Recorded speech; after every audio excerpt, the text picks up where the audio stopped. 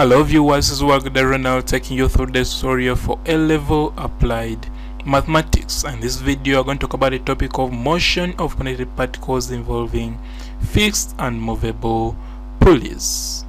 So this topic is still under mechanics and is suitable for students in both senior 5 and senior 6.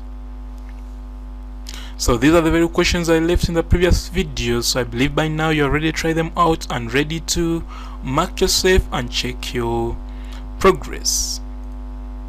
So we shall start with question 1. Question 1 says that a pulley system has loads of 8 kilograms and 4 kilograms at the ends of the string, and a movable pulley has a mass of 2 kilograms as shown. Assuming the pulleys to be smooth, find the acceleration of pulley C and the tension in the string.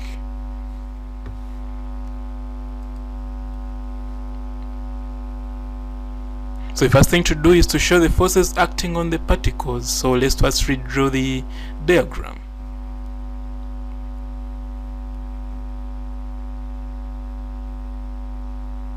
So that's the diagram which was given. Now the first thing to do is to identify the weight, to locate the weight. So for this one, the weight, to remember, weight always acts vertically downwards, so this will be 8g, and because this is downwards, here the tension will be upwards and here the tension will be downwards.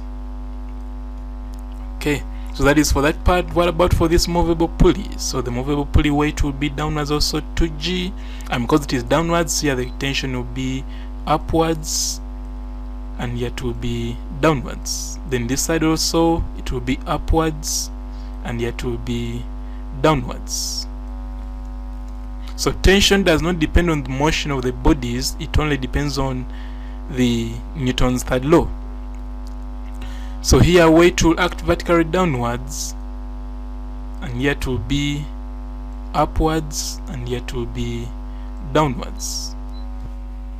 So now we are done with showing the forces. Now next is show the accelerations. So for you to show the accelerations, you have to find out what happens when the system is released. So when the system is released, it will move as you can see it here. But how do you know?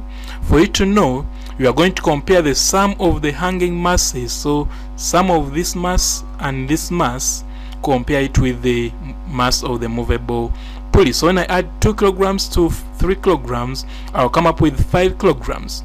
But remember, this movable pulley alone is 6 kilograms. And since 6 is heavier than 5, it implies that now these two masses will move upwards while this movable pulley will move downwards. So always when you're given such a system where 2 hanging masses are in between the movable pulley, always compare the mass, the sum of the masses of the hanging masses with the mass of the movable pulley, for you to know the direction of motion. So for you to know the accelerations, you have to first ask yourself, what happens if I pull this one a distance of x and this one a distance of y? So if this one is pulled a distance of x and this one is pulled a distance of y, this movable pulley will rise a distance of half of the total distances moved by the hanging masses. So what does that mean? It means that if this acceleration is a1 and the acceleration of this is a2, then the acceleration of the movable pulley will be a1 plus a2 divided by 2. So that is what we are going to do here. So what we are going to do, we shall come here and say that if this one, since this one is moving upwards, it means that let this acceleration be a1 upwards, then this one it will be a2 upwards. That means that this one now will be a1 plus a2 but divided by 2, moving downwards. So always remember that the acceleration of the movable pulley will be half of the total acceleration and not the directions. So now that we are done with showing the forces and showing the accelerations, next is to write the equations, or using F equal to ma. So we shall start with the 2 kilogram mass. When you look at this 2 kilogram mass, the forces on that 2 kilogram mass are these ones. Since it is moving upwards, it implies that the resultant force will be T minus 2g. So we shall come here and say that t minus 2g is equal to ma, where m is 2 and acceleration is a1.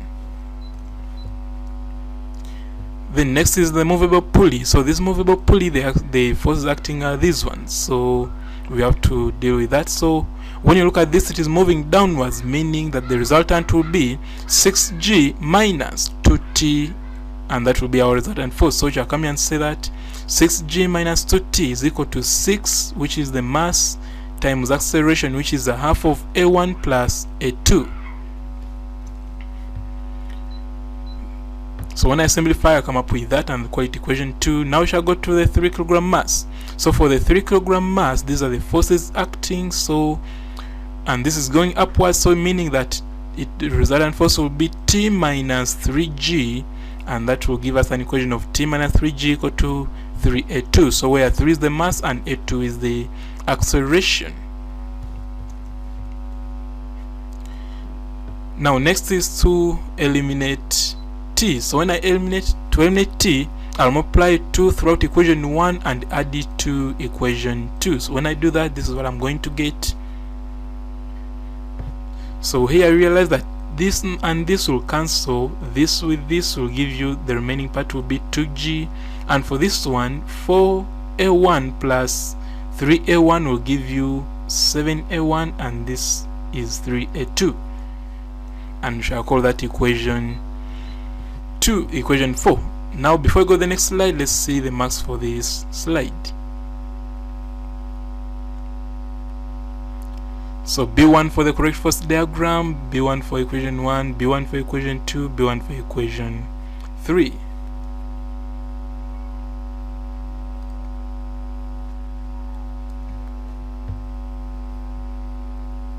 So next I'll say equation 3, multiply 2 throughout equation 3 and add to equation 2. So I'll come here in equation 3, multiply 2 through equation 3 and add it to equation 2. So when I do that, this is what I'm going to get.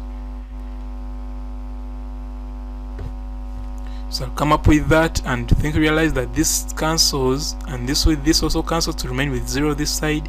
Then 6a2 plus 3a2 will give me 9a2, and this is 3a1. So I have equation 4 and equation 5 both having only 2 unknowns, which is a1 and a2. So next is to deal with those 2 equations, to solve them simultaneously. So if I multiply 3 throughout equation 4 and subtract equation 5 from it, this is what I'm going to get. So 6g minus 0 is 6g, 9a2 minus 9a2 is 0, 21a1 minus 3a1 will give me 18a1. But I also know that g is 9.8, so I'll come and substitute for g and remain with only a1, which is an unknown. When I make a1 the subject, I'll come up with 3.2667 meters per second squared. So before we go to the next slide, let's see the mass for this slide.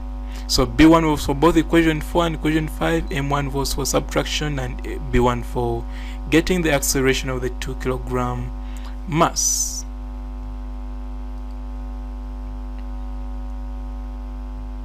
Now from equation 5, I'll come and substitute for A1 in order to get A2. So when I substitute, I'll remain with A2 as an unknown.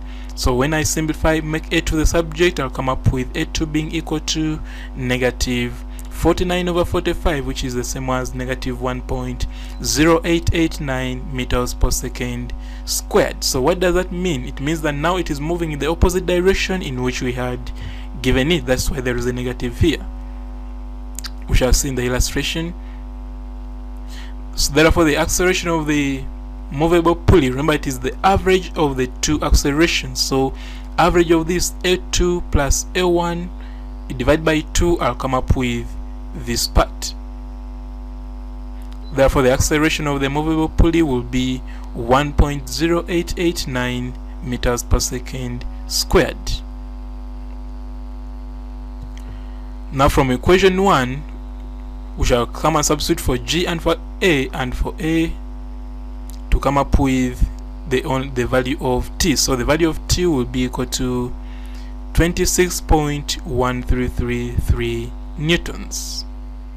So we have got the acceleration of pulley C and the tension, and that's what they wanted. So this is the acceleration of pulley C, and this is the tension in the string, and basically that's what they wanted in this question. So let's see how much can be awarded.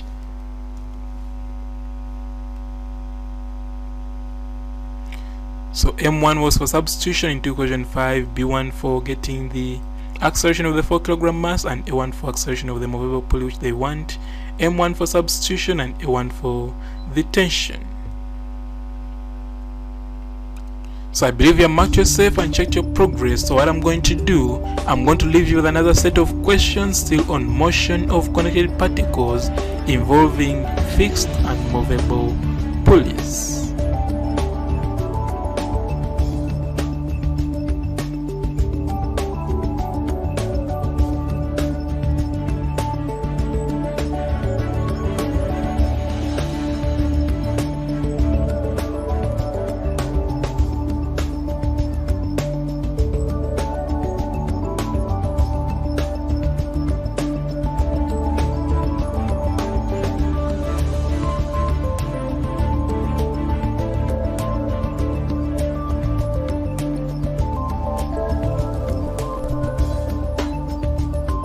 So that brings us to the end of this video. Thank you for watching, and be reminded that the solutions for the assignment left will be available in the next video. So if you haven't yet subscribed, please click on the subscribe button below this video so that you can receive updates from the next video with the solutions as being uploaded. And also, if you know of any student who's not yet on this platform, please share the link of this video with them via social media platforms like Facebook and WhatsApp so that we can all benefit as a family.